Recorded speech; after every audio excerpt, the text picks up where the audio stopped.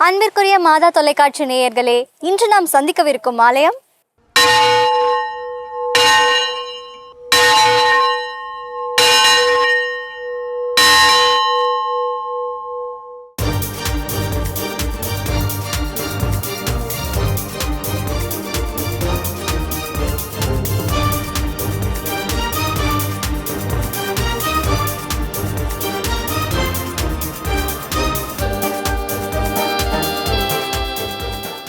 கோட்டாறு மறைமாவட்டம் சரலில் அமைந்துள்ள நூற்றாண்டை நோக்கி பயணித்துக் கொண்டிருக்கும் புனித பேதுரு பவுல் ஆலயம்.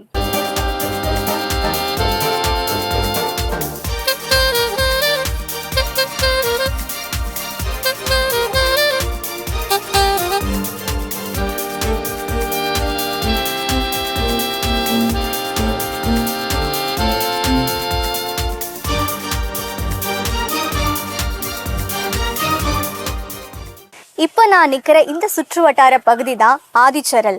நல்ல நீர் வளத்தோடையும் நில வளத்தோடையும் இயற்கை எழில் கொஞ்சம் இந்த அழகான பகுதி அன்றைய காலகட்டத்தில் திருவிதாங்கூர் சமஸ்தானத்தோட இருந்திருக்கு.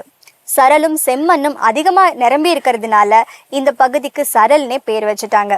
நம்மளுடைய புனித பேதுரு பவுல் ஆலயம் இருக்கிற இடத்துல இருந்து 1/2 கிலோமீட்டர் தூரத்துல கிழக்குல அமைஞ்சிருக்கிறது தான் இந்த ஆதிச்சரல். தொடக்க காலத்துல இங்க குடியிருப்புகள் இருந்திருக்கு.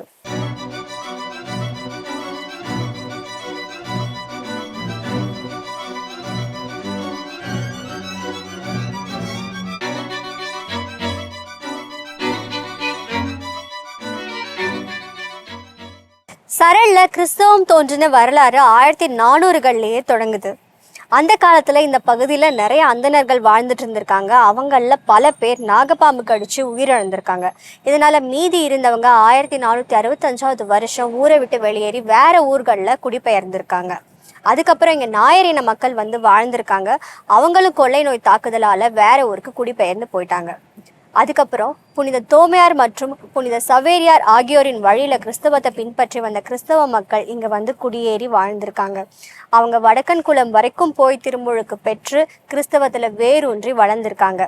அதுக்கப்புறம் இங்க நாகப்பாம்பு கடியோ கொள்ளை நோய் தாக்குதலோ எதுவுமே இல்லாம நிம்மதியா வாழ்ந்திருக்காங்க.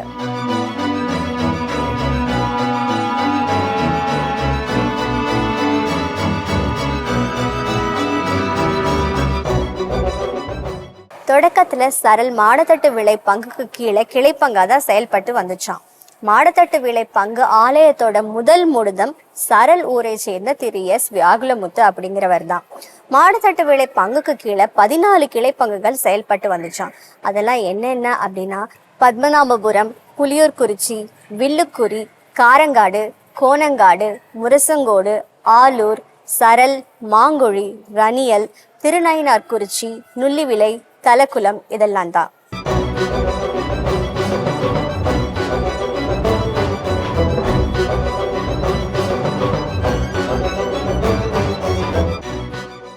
அன்புக்குரியவர்களே, சரல் பங்கு ஒரு பழமை வாய்ந்த தொன்மை வாய்ந்த ஒரு பங்காக இருக்கிறது. 1862ஆம் ஆண்டு சரல் பங்கினுடைய முதல் ஆலயமானது கட்டப்பட்டது. மாடத்தட்டு விளை பங்கின் கிளைப்பங்கா இருந்த சரலுக்குன்னு தனியா ஒரு ஆலயம் வேணும்னு மக்கள் நினைச்சாங்க. மக்களோட எண்ணங்களை புரிஞ்சுக்கிட்ட அன்றைய பங்கு தந்தை எஸ்தோர் அவர்கள் கிபி 1862வது வருஷம் இப்ப நான் நிக்கிற இந்த இடத்துல 30 அடி நீளமும் 15 அடி அகலமும் இருக்கிற ஒரு ஆலயத்தை கட்டினார். ஏறத்தாழ 9 வருடங்கள் கழித்து 1871ஆம் ஆண்டு மீண்டுமாக அந்த ஆலயம் விரிவாக்கம் செய்யப்பட்டு 50 அடி நீளமும் 30 அடி அகலமும் கொண்ட ஒரு ஆலயம் உருவாக்கப்பட்டது.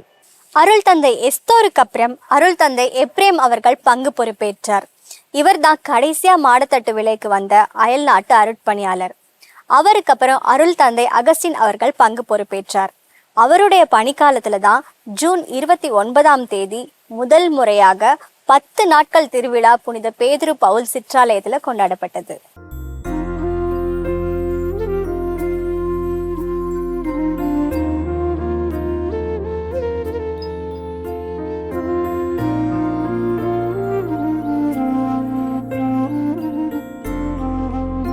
மாடத்தட்டு விளை பங்கிலிருந்து காரங்காடு, ஆலூர், நுள்ளிவிளை, சரல் ஆகிய பகுதிகளை உள்ளடக்கிய காரங்காடு பங்கு உதயமானது. அருள் தந்தை அகஸ்டின் அவர்களுக்கு பின் அருள் தந்தை இக்னாசியார் காரங்காடு பங்கின் பொறுப்பை ஏற்றார்.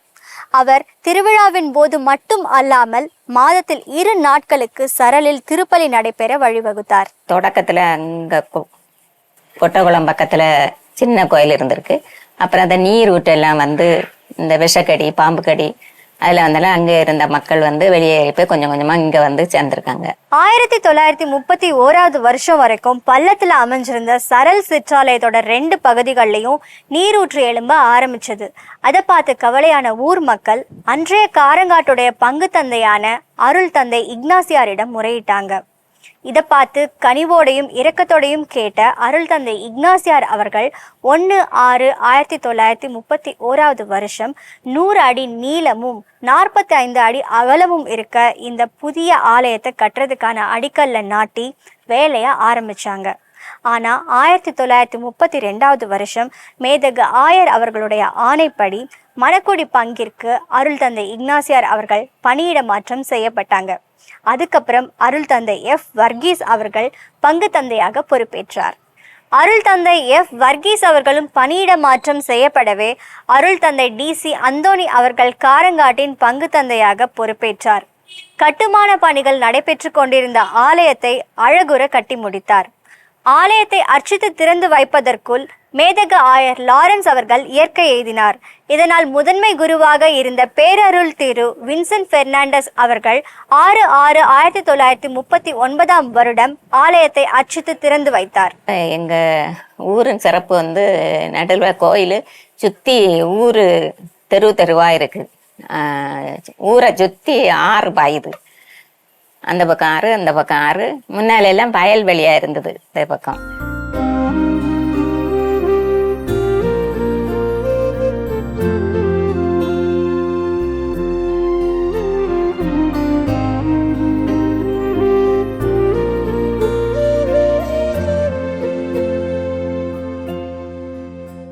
ஆயிரத்தி 1940 இந்த பங்கானது காரங்காடு பங்கிலிருந்து முதன்முறையாக தனிப்பங்காக உருவாக்கப்பட்டு இதன் கீழ் 8 பங்குகள் கிளை பங்குகளாக இருந்தது. தாய் பங்கோடு சேர்ந்து 9 பங்குகளாக இருந்தது.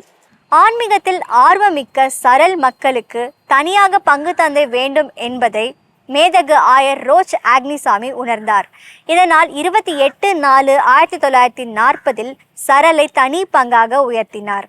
முதல் பங்கு தந்தையாக அருள் தந்தை ஜேக்கப் லோபஸ் அவர்களை 29/4/1940 நியமித்தார். நான் சின்ன வயசுலேயே இங்கே இருக்கிறதுனால எங்கள் அம்மா ஊர் இங்கே. சின்ன வயசுலேயே இந்த கோயிலை இப்போ இருக்க கோயிலுக்கு முன்னால் கட்டியிருந்த ஓட்டு கட்டட கோயில் நான் பார்த்துருக்கேன். எல்லாம் கல்லுனால கட்டியிருந்தாங்க. அது முன்னால் உள்ள கோபுரமும் எல்லாம் அந்த கருங்கல்லால் கட்டி எழுப்பியிருந்தாங்க. அப்போ புதுசாக கோயில் அமைக்கும் போது நிறைய பேர் அந்த முன்பக்கம் உள்ள கோபுரத்தை மாற்றக்கூடாது அப்படின்னு சொல்லி நிறைய பிரச்சனைகள் வந்தது. அப்புறம் அதை ஒத்துக்கிட்டு மற்ற கோயிலை சைடுலேயும் பின்னாலேயும் நீளமாக்கி கோபுரம் மாறாமல் அப்படியே வச்சுருக்காங்க. 3வது புதிய ஆலயத்தின் கட்டுமான பணி அருள் தந்தை P. கிங்ஸ்லி ஜோன்ஸ் அவர்களின் பணிக்காலத்தில் 7/4/2013 அன்று மேதக ஆயர் பீட்டர் ரெமிஜியஸ் அவர்களால் அடிக்கல் நாட்டப்பட்டு துவங்கி வைக்கப்பட்டது. அப்போது இருந்த ஆலயம் மேல்கூரை ஓடுகளால் அமைந்து காணப்பட்டது மற்றும் அதனுடைய தரைப்பகுதிகளும் மிகவும் பழுதடைந்து காணப்பட்டதனால் 2013 ஆண்டில் அப்போது இருந்த அருள் பங்கு தந்தை புதிய ஆலயம் அமைக்க வேண்டும் என்ற ஒரு உத்வேகத்தை மக்களுக்கு கொடுத்து புதிய ஆலயம் அமைப்பதற்காக பங்கு அருள் பணி பேரவையோடு இணைந்து செயல்பட்டோம். பங்கு மக்கள் அனைவரும் மிக தாராளமாகவும் உற்சாகத்தோடும் ஆதரவு கொடுத்தார்கள். அதன் அடிப்படையில் 120 அடி நீளமும் 50 அடி அகலமும் கொண்ட ஒரு அழகான ஆலயத்தை வடிவமைத்து 2017 ஆண்டு அதை 30 விழாவாக அருள் தந்தை உபால்ட் அவர்கள் இருக்கும்போது நிறைவேற்றினோம். ஆலயத்தின் கட்டுமான பணி அருள் தந்தை M. உபால்ட் அவர்களின் பணிக்காலத்தில் நிறைவு பெற்று 23/6/2017 அன்று மேதக ஆயர் பீட்டர் ரெமிஜியஸ் அவர்களால் அர்ச்சிக்கப்பட்டு திறந்து வைக்கப்பட்டது.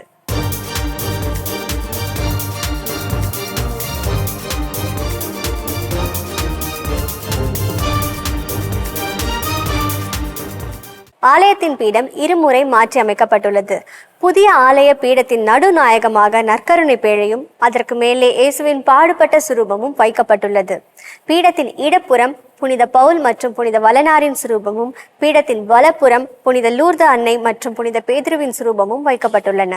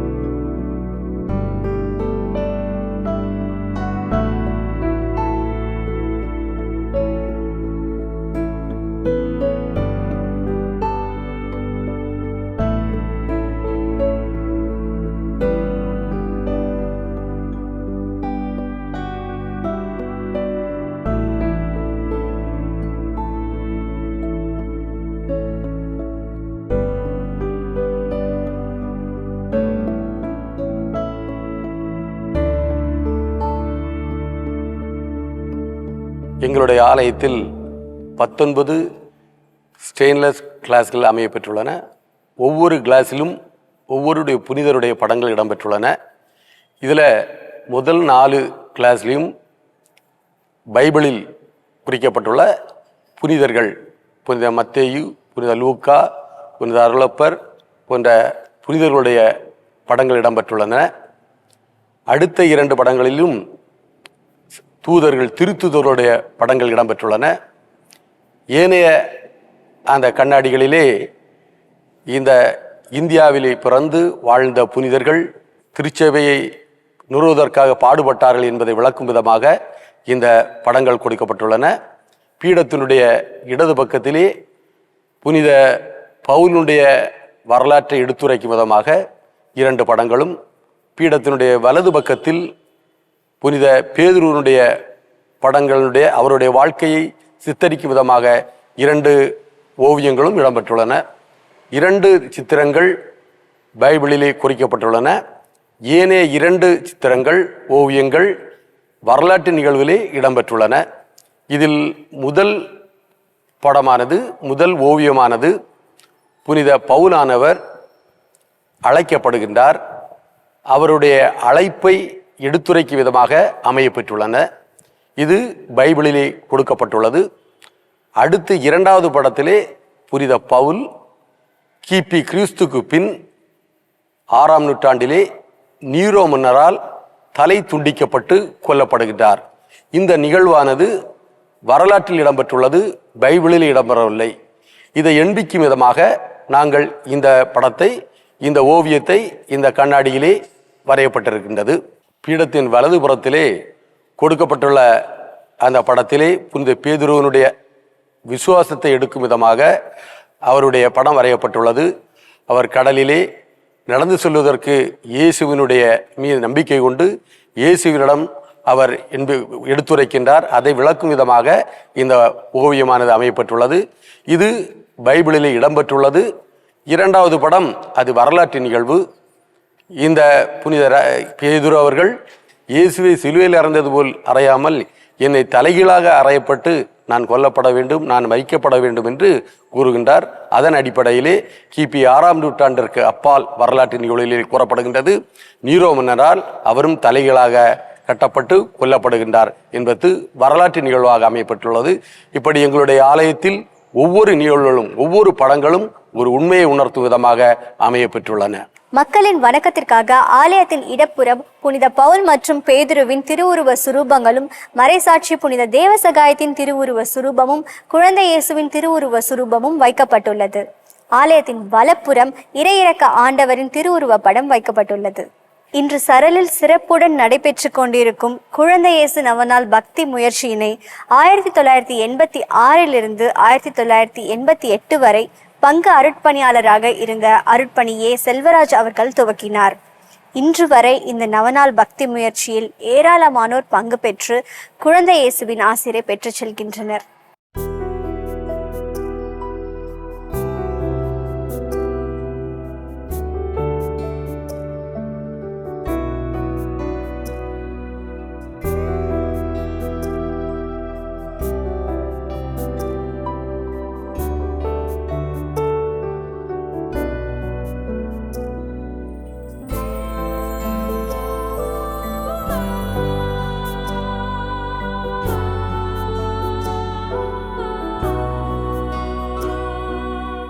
என்னுடைய பெயர் வர்கீஸ் ஆண்டனி சரல்.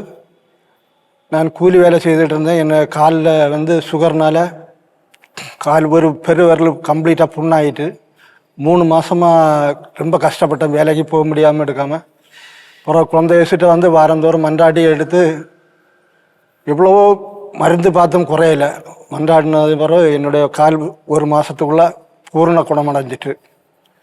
அதுக்கு கோடான கோடி நன்றி குழந்தை இயேசுவுக்கு. என்னுடைய பேர் சோபா மேரி.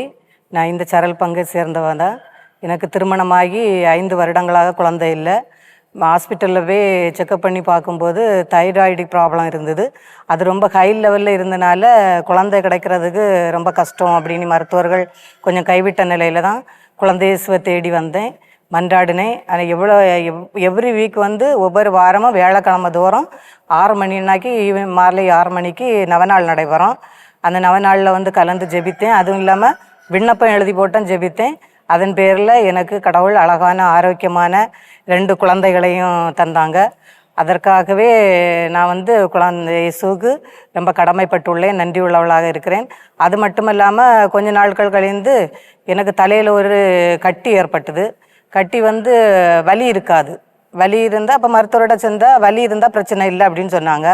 ஆனால் வலி இல்லாதனால சந்தேகத்தின் பேரில் தான் சொன்னாங்க. 90% அவங்களுக்கு சந்தேகம் இருந்துச்சு. ஆனால் 10% தான் அது நீங்கள் கும்பிட்ற தெய்வத்துக்கு மேலே பாரத்தை போடுங்க அப்படின்னு சொல்லி இதை அறுவை சிகிச்சையால் வேரோட எடுக்கணும் அப்படின்னு சொன்னாங்க.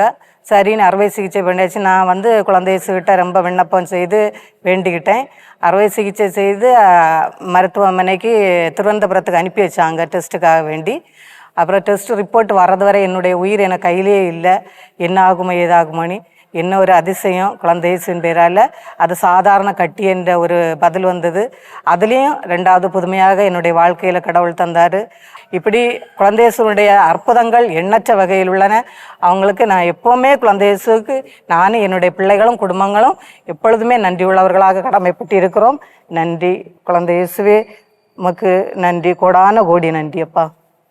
9/2/1947 வருடம் அருள் தந்தை ஜே அகஸ்டின் பெர்னாண்டோ அவர்கள் பங்கு தந்தையாக பொறுப்பேற்றார். அதே வருடம் கிளைப்பங்கான மனவிளையில் பனிமய மாதா ஆலயம் ஒன்றை அமைத்தார்கள். அன்னை மரியாவின் மீது அதீத பக்தி கொண்ட அருள் தந்தை அவர்கள் சரல் ஆலயத்தில் நம் தாய் திருநாடு சுதந்திரம் பெற்ற அதே வருடம் டிசம்பர் மாதம் 28ஆம் தேதி கெபி ஒன்றை அமைத்தார்.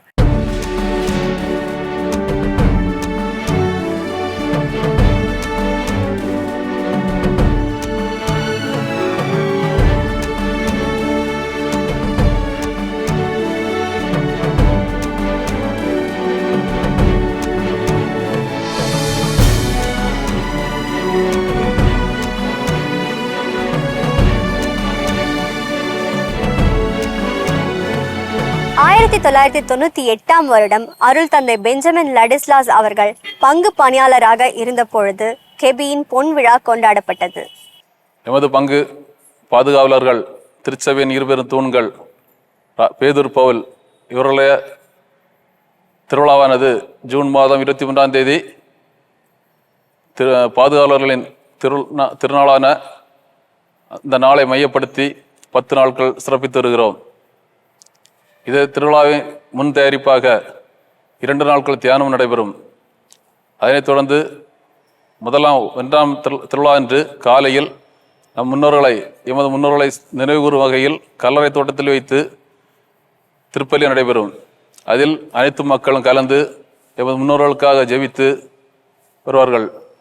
அதனைத் தொடர்ந்து மாலை 5 மணி அளவில் திருவிழா திருக்கொடியானது அன்பளிப்பு வழங்குவர்களின் இல்லத்திலிருந்து பவனியாக எடுத்து வரப்பட்டு கோயில் பீடத்தில் கொண்டு வைப்பார்கள். பிறகு அனைத்து 12 அன்பியங்கள் இருந்தும் அவரவர் புனிதர்களின் கொடியானது கொண்டு வரப்பட்டு கோவில் பீடத்தில் வைக்கப்படும். அதனைத் தொடர்ந்து 6 மணிக்கு ஜெபமாலை தொடங்கி 6:30 மணிக்கு திருக்கொடியானது கொடிமரத்தில் ஏற்றப்படும். 4 முதல் 8வது திருவிழா நாட்களில் மாலையில் சிறப்பு திருப்பலியும் அதனைத் தொடர்ந்து பங்கு சிறார்கள் இளைஞர்களை கலைத்திறனை ஊக்குவிக்கும் வகையிலும் மக்கள் ஒன்று கூடி கண்டு மகிழும் வகையிலும் சிறப்பு கலை நிகழ்ச்சிகள் நடத்தப்பட்டு வருகிறது. மேலும் 9ஆம் திருவிழா மிக சிறப்பாக சிறப்பிக்கப்படுகிறது. அன்று காலை பங்கிலுள்ள மூத்த உறுப்பினர்களுக்கு சிறப்பு திருப்பலியும் தொடர்ந்து அவர்களை கௌரவிக்கும் நிகழ்ச்சியும் நடத்தப்பட்டு வருகிறது. அதனைத் தொடர்ந்து மதியம் ஜாதி மத இன வேறுபாடுகளை களைந்து அனைத்து மக்களுக்குமான அன்பின் விருந்து நடைபெற்று வருகிறது. இதில் சுமார் 5000த்திற்கும் மேற்பட்ட மக்கள் பல ஊர்களிலிருந்து வந்து கலந்து கொள்கின்றனர். இது பல்சமய உறவை வளர்ப்பதாகவும் குடும்ப உறவுகளை வளர்ப்பதாகவும் உள்ளது. மேலும் 10ஆம் திருவிழா அன்று காலை ஆடம்பர கூட்டு திருப்பலியும் தொடர்ந்து திருக்கொடியிறக்க நிகழ்ச்சியும் நடைபெற்று வருகிறது. எமது பங்கு திருவிழாவில் வெளியூர் வெளிநாடுகளில் வசிக்கும் எமது பங்கு மக்களுக்கு வாய்ப்புகள் வழங்கப்பட்டு வருகிறது. அதன்படி கத்தார் வாழ் சரல் மக்கள், துபாய் வாழ் சரல் மக்கள், சவுதி வாழ் சரல் மக்கள், மஸ்கட் வாழ் சரல் மக்கள், சென்னை வாழ் சரல் மக்கள் ஆகியோர் அவர்களுக்கு வழங்கப்படுகின்ற நாட்களை வெகு சிறப்பாக சிறப்பித்து வருகின்றனர். அவர்களோடு இணைந்து எம் பங்கில் செயல்படக்கூடிய அன்பியங்கள், மன்றங்கள், பக்த சபைகள், சங்கங்கள், இயக்கங்கள் ஆகியோரும் சிறப்பித்து வருகின்றனர். இவ்வாறு எமது 10 நாள் திருவிழாவானது வெகு சிறப்பாக ஒவ்வொரு ஆண்டும் சிறப்பிக்கப்பட்டு வருகின்றது. புனித பேதுரு பவுல் ஆலயத்தில் திருப்பலி ஒவ்வொரு நாளும் காலை 6 மணிக்கும் ஞாயிற்றுக்கிழமைகளில் காலை 6:30 மணிக்கும் நடைபெறுகிறது. வியாழக்கிழமை மாலை 6:30 மணிக்கு குழந்தை இயேசு நவநாள் நடைபெறுகிறது. மே மாதம் மரியன்னையின் வணக்க மாதம் கடைபிடிக்கப்படுகிறது. அன்னையின் எல்லா விழாக்களும் சிறப்பாக கொண்டாடப்படுகிறது. இப்போ இருக்க குருசடி, இந்த ஜார் குருசடின்னு அந்த காலத்திலே இருக்கப்பா. முதல்ல அந்த இதுக்கு முன்னாலே, இந்த கோயில் இருக்கிறதுக்கு முன்னாலே அந்த குருசடி தான் முதல்ல வந்தது. அதில் ஜார் சுரூபம் வச்சு அதுக்கு முன்னாடி நீளமாக கொஞ்சம் தளம் போட்டு வச்சு மேலே அந்த ஓட்டுக்கூரை இருந்தது. அப்போ எல்லாரும் நோயாளியில் அங்கே வந்து ஜபிக்கதும் நைட்டு அங்கேயே படுப்பாங்க. நிறைய பேர் படுத்து நல்ல சுகம் கிடச்சி இருக்குது. அதுக்கப்புறம் நாளடைவில் அந்த இடம் கொஞ்சம் அசுத்தமாக அந்த மாதிரி ஆனது போல் உணர்ந்து நன்கொடையாளர் ஒருவருடைய மூலமாக அந்த குருசடியும் புதுப்பிக்கப்பட்டு இன்றைக்கு உயர் குருசடியாக மேலே குழந்தை இயேசு சுருவமும், நடுவிலே அன்னை வேளாங்கண்ணி சுருவமும், அடியிலே புனித ஜார்ஜியார் சுருவமாக 3 சுருவங்கள் அமைந்து காணப்படுகின்றது. இங்கு ஏராளமான பக்தர்கள் வந்து தங்களுடைய நன்றியை செலுத்துகிறார்கள். சாலையில் பயணம் செய்யக்கூடிய பயணிகளும் இங்கு வந்து தங்களுடைய நன்றியையும் தெரிவித்து காணிக்கையும் செலுத்தி கொண்டு செல்கிறார்கள்.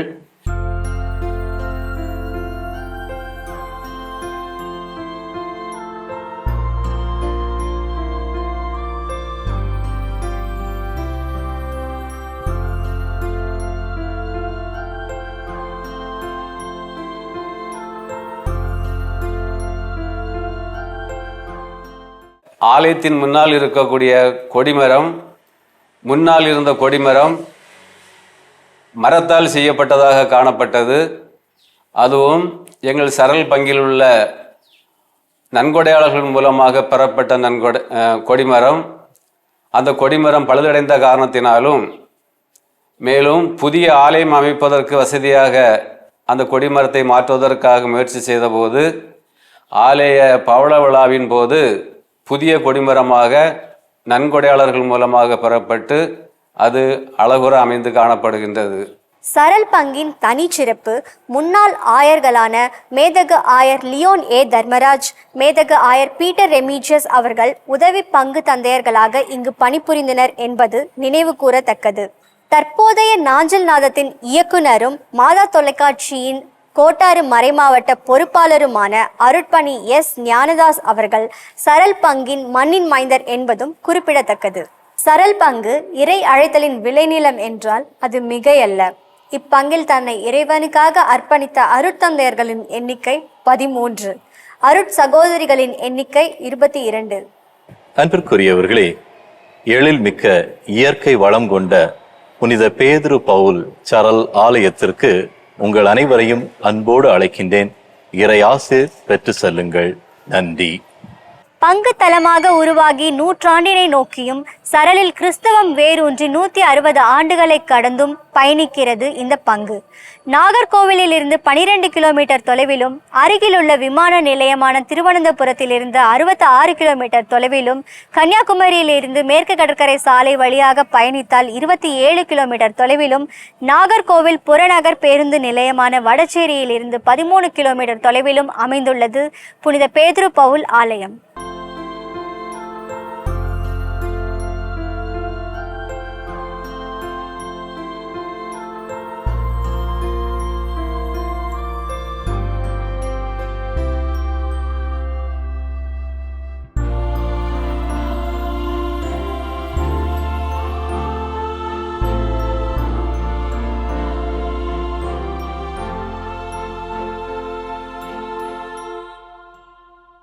என்றும் தொடரும் எங்கள் விசுவாச பயணம் என்ற இறை நம்பிக்கையோடு செயல்பட்டு கொண்டிருக்கிறார்கள் புனித பேதுரு பவுல் ஆலயத்தின் பங்கு மக்கள். 1862 வருடமே முதல் ஆலயத்திற்கான அடிக்கல் நாட்டப்பட்டது. 1940 வருடம் தனி பங்காக உருவானது. கிறிஸ்துவின் அதே மனநிலை எம்மில் இருக்க என்ற விருது வாக்கோடு நூற்றாண்டை நோக்கி பயணித்து கொண்டிருக்கும் சரளில் அமைந்துள்ள புனித பேதுரு பவுல் ஆலயத்திற்கு நீங்களும் வாருங்கள். வந்து இறையாசிரை பெற்று செல்லுங்கள். இயேசுவுக்கே புகழ். மரியே வாழ்க.